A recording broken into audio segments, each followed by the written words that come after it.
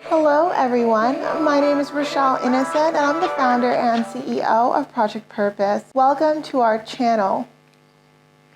Our community is focused on fostering the intellectual and character development in children. We do this through our parent-child workshops that are focused on 4 themes: autonomy, self-efficacy, compassion, and self-concept, in order to cultivate grit, perseverance, and resilience in each child. And we are so thrilled to be offering one of the first of its kind digital, virtual, and continuous learning environments, enabling parents and children to connect from all around the world. At Project Purpose, our overarching mandate is to renew and rebuild family, community, and relationships. Our different social media platforms provide us with an opportunity to have discussions and to create space on all topics that relate to family, community, and relationships with ourselves as well as with others, with a primary focus on mental health and education. More precisely, the ways that the institutions of mental health and education play a role and have played a role in our societies at large. These discussions and debates provide us with an opportunity to think critically about what needs to change within these structures for us to live up to our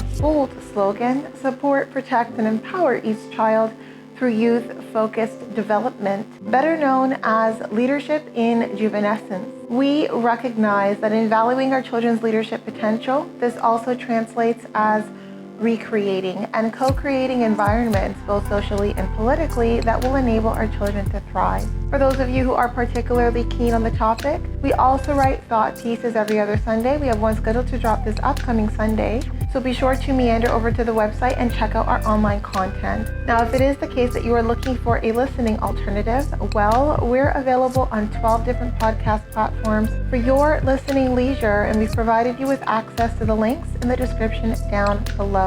Now, as is the convention, be sure to subscribe, hit that post notification bell so that you are aware of every time we post. And of course, if you like these conversations and you want to keep them going, like, comment, and share this segment.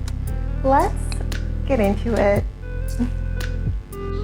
Hello, ladies and gentlemen, and welcome back to another segment here on Project Purpose. For those of you who are new, we cover topics that relate to mental health, mental wellness, and education on a week-by-week basis. And today our topic of discussion is education. And on the conversation of education, we're going to be talking about the boundaries to civility. And I think that this is an important conversation. A lot of us carry these intentions of wanting to be polite, to wanting to be civil with one another, but we take it a little bit too far, or we're dealing with someone who's looking to leverage our desire to be civil and to be polite and to have us overextending ourselves. So I think that this is education that starts at home. I think too many times we're taught to be polite, we're taught to respect our elders or to be respectful or to be, compliant, and we're never taught about up until when, right? And so for me, I personally value civility. I value polite exchanges. I think live and let live means that I'm not going out of my way to rain on someone else's parade. I'm not going out of my way to hurt anybody. And I also want to make sure that the interactions that I have with the world around me are pleasant. But sometimes you're dealing with individuals who maybe don't have the same intention, they don't have the same desires. That's not what motivates them in the ways that they're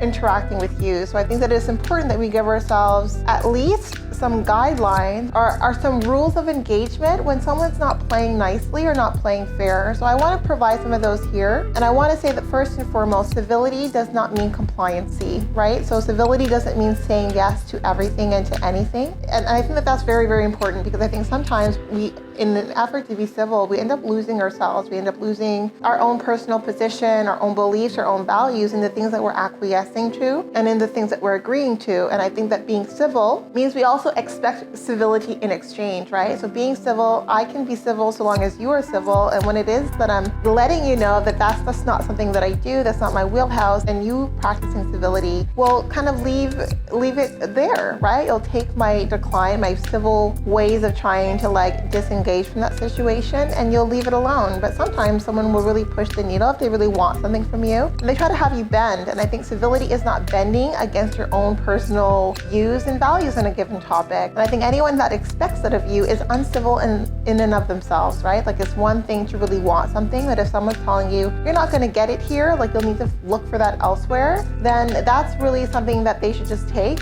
and consider. Because at the end of the day, forcing someone's hand, having someone feel pressured, and feel like they are obligated to do something is completely uncivilized. And I think that sometimes people want to put on the weight of obligation to have their way. And I think that it's uncivilized to put the weight of obligation on someone who has been very clear in indicating that they do not want to engage or to participate in certain affairs. And so on that thread of thinking, I also want to say civility is also enforcing your boundaries.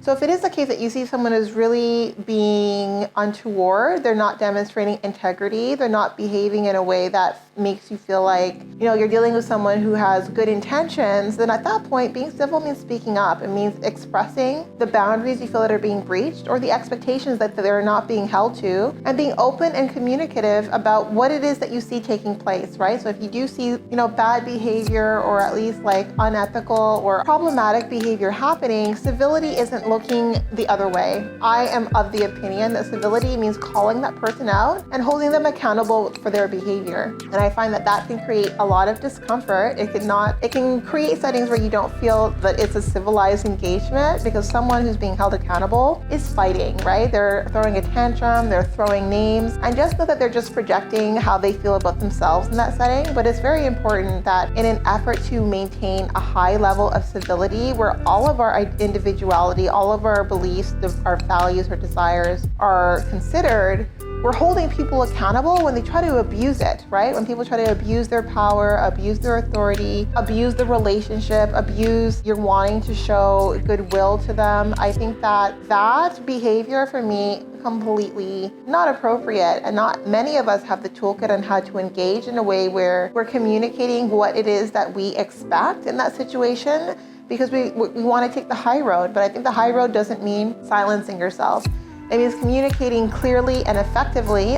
Don't communicate or engage in a way where you feel like you're not aligned with your highest self, but communicating and saying, hey, I see this for what it is and I don't like it, I think is completely civil and something I will always give myself permission to do. For the most part, I don't see the benefit of actually having a disagreement with someone that I feel like I'm going to disengage from this person and I'm not going to interact with them anyway. But if it is the case that we need to reconcile, there needs to be some sort of formal resolution, then I'm going to push it through until that resolution takes place. And I don't care what kind of tantrum or what kind of obscenities you throw my way. Accountability for me is everything. It is very important that anyone who is in a relationship with me feels empowered and has a voice to hold me accountable. Is what I expect in my personal life, in my professional life. Hold me accountable if I'm doing something that you feel is stepping on your toes. But in that vein, I will most certainly hold you accountable if you're stepping on my toes, or hold you accountable if you're doing something that I personally find to be unscrupulous, or if you're pushing a limit or pushing a boundary that I am not interested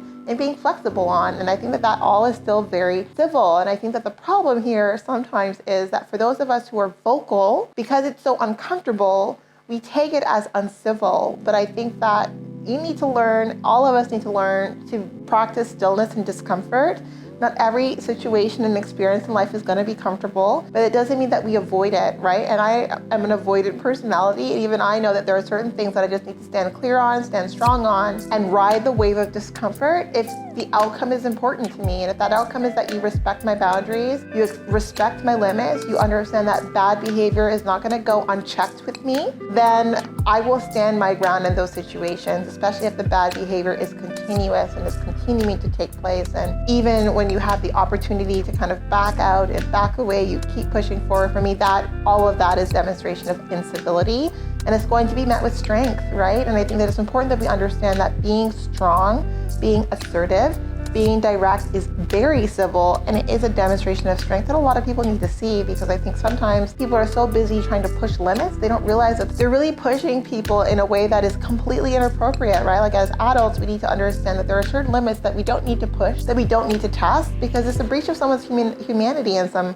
way, shape, or form. We need to understand consent translates in so many different ways, and civility means sometimes not putting someone in a position to have to call you out and have to hold you accountable to your behavior. So I thought that it was important to have this conversation. Clearly, I've had an event this week that like sparked this conversation. I had a disagreement this week where I was trying to just be civil. I stated the facts. I was showing different pictures, and I was like, well, like this is the resolution that I was looking for. And I guess, the person felt a little backed against the wall because I like to be very fact-based when it comes to any kind of conflict or confrontation. I want to gather up all the evidence to make it as objective as possible. So they started just attacking my character. And in that situation, like I just immediately escalated it. I wasn't going to try to resolve something with someone who, when faced with the accountability that the situation warrants, they instead start flailing and start throwing around insults. And it made me feel like we need to have this conversation because I felt in that situation that the person was so caught off guard that they were being held accountable for what was wrong in that situation, and they were so caught off guard that I wasn't being lenient, that I wasn't being malleable and finding a resolution. I'm like, this is the only resolution that makes sense to me, given the amount of intentionality and premeditation that I see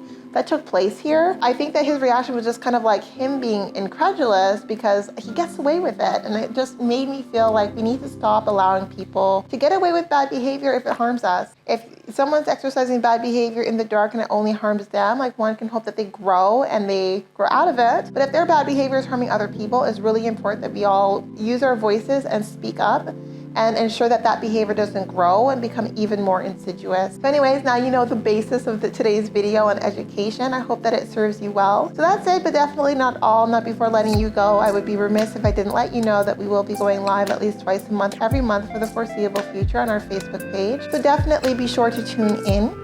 Now, these events are paid events, so if you do see yourself participating in our community on an ongoing basis, then I do suggest that you take a look at one of our package plans. Yes, so we do offer package plans over and above our live events, as well as access to webinars and workshops, largely focused on self-mastery over and above these events. So definitely tune in. We invite you to join our Game Changer community, being part of the change that you want to see, allowing us a small role to play in your journey.